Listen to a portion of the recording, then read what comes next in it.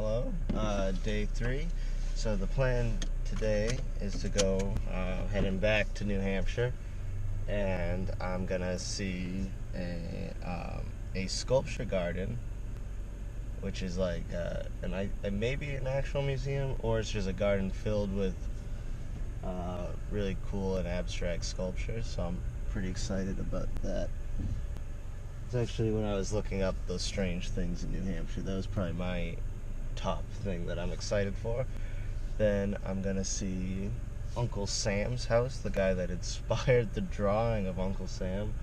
There's just some woodsman from New Hampshire, in Mason, New Hampshire. I'm gonna see that. And then I'm gonna go see a ghost town in Milford. And then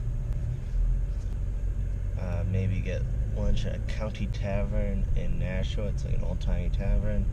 Or either that, or I'll be heading to Hampton Beach to stay with the next couch that I'll be on. A friend of mine is staying in Hampton Beach. And then explore Hampton Beach.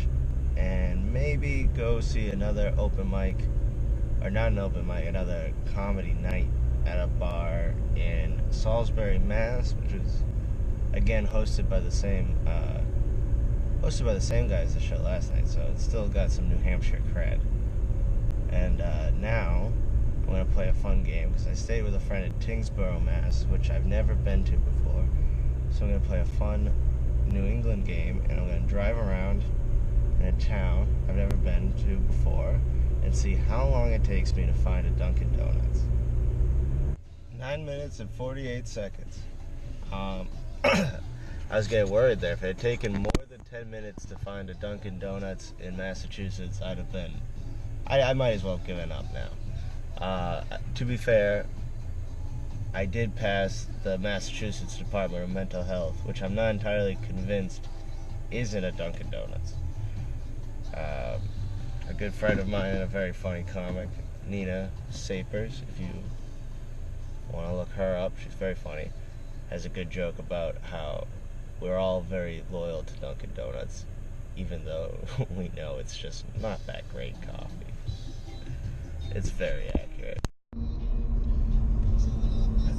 So I just drove by a sign that said National Carpet, half mile.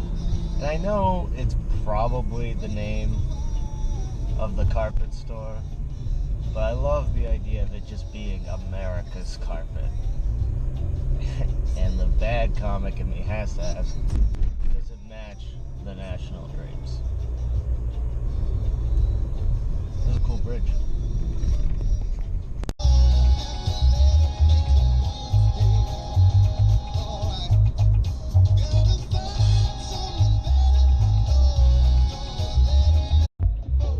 Covered bridge.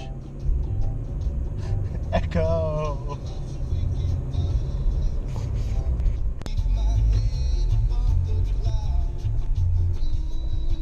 This is the Sculpture Park and Trail.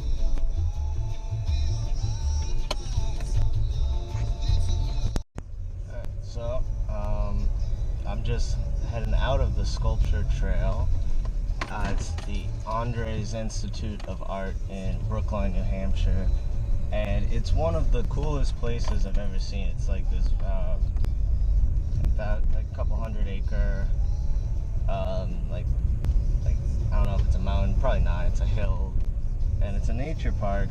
But there's just sculptures from all around the world. I saw Japan, Armenia, Ohio, all the big ones, and it's like the nature's views are beautiful, as you can kind of already see from and the sculptures are really cool. I could just picture a big fat guy with a cigar pitching, people like nature, right? And people like art. Why don't we put the art in the nature?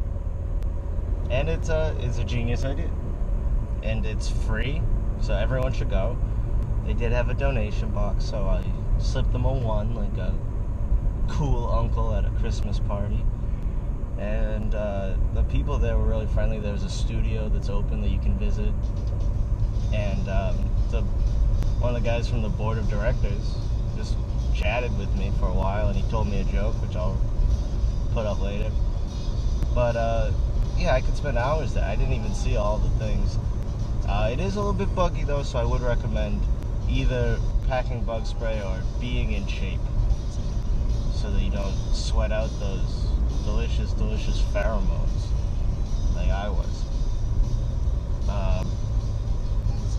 Highly recommend. Definitely if you're in the area, or if you just are even within like just a reasonable driving distance. I would spend a day there.